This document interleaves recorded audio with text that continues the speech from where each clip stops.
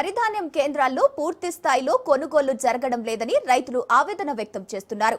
ఒక పక్క గోనె సంచుల సమస్య, మరో పక్క లారీలు రాకపోవడంతో తూకం వేసిన ధాన్యం బస్తాలు కేంద్రాల వద్దనే పేరుకుపోయాయి. దీంతో రైతులు ఆందోళన చెందుతున్నారు. అకాల వర్షాలు కురిస్తే నష్టపోతామంటున్న రైతులతో మా ప్రతినిధి Arun Kumar face to face.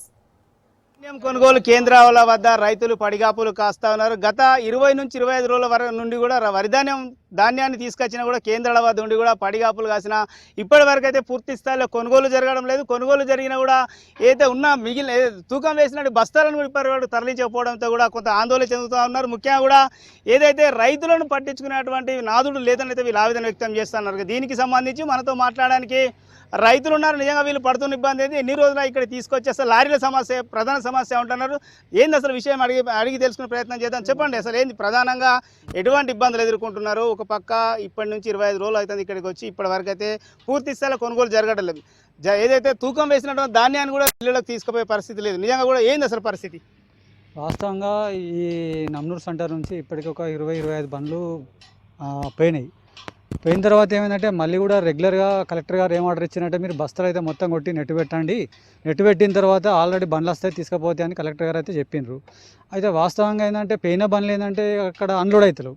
Problem అక్కడ అన్లోడ్ కాక ఏంటంటే లారీలు వస్తలేవు. వీడికి లారీలు రాకపోయేసరికి ఏంటంటే ఇక్కడ ఉన్న అమ్మాయిలు ఏమంటారంటే మేము ఆల్రెడీ బస్తాలే కొట్టి పెట్టినాము, ఈ కొట్టి పెట్టి ఇట్లనే పెడితే మేము ఇంకా కొట్టుకుంటూ పోతే వర్షాలు అయితే ప్రాబ్లం అవుతుంది, మేము బండి వేస్తేనే మేము లోడ్ చేస్తాం తప్ప కానీ మేము అన్నీ కొట్టి పెట్టుడు అయితే కరెక్ట్ కాదు అని ఇక్కడ లేబర్ వాళ్ళు సతాయిస్తారు. అక్కడ బండ్లు అన్లోడ్ అవుతారు, బండ్లు అన్లోడ్ అయినాక మేము ఎందుకు రామని లారీలో అంటున్నారు.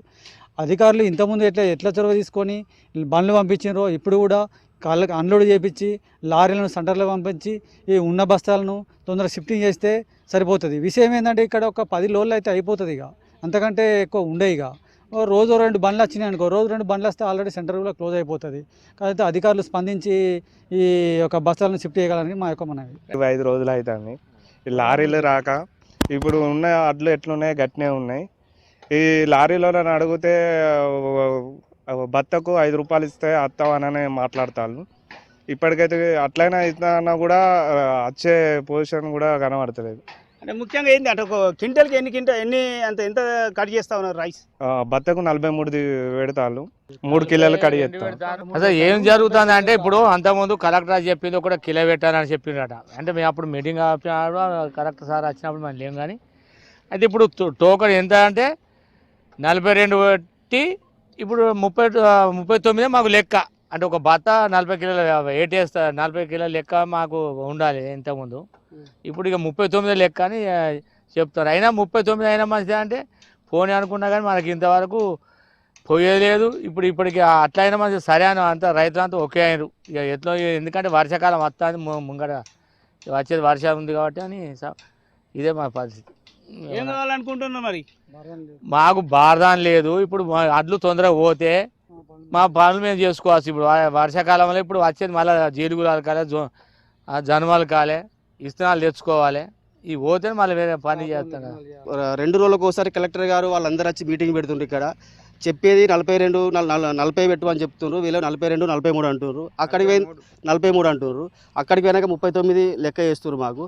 మళ్ళీ అక్కడికి పోయినాక కూడా బస్తాకు 2 రూపాయలు, 3 రూపాయలు, 4 రూపాయలు, 5 రూపాయలు అక్కడ డబ్బులు వసూలు చేస్తున్నారు. ఏమని ఉంటే మీరు అక్కడికి పోండి అని చెప్పి ఇక్కడ సెంటర్ వాళ్ళు అంటున్నారు. దీనికి ప్రభుత్వం స్పందించి మాట్లాడాలి.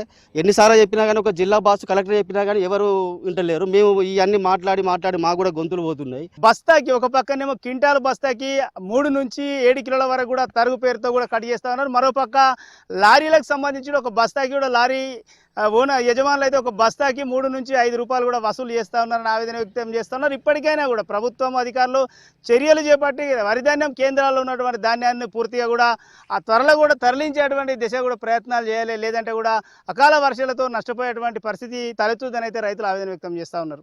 Camera person Srinivas, Arun Kumar, Raj news, Mancherial.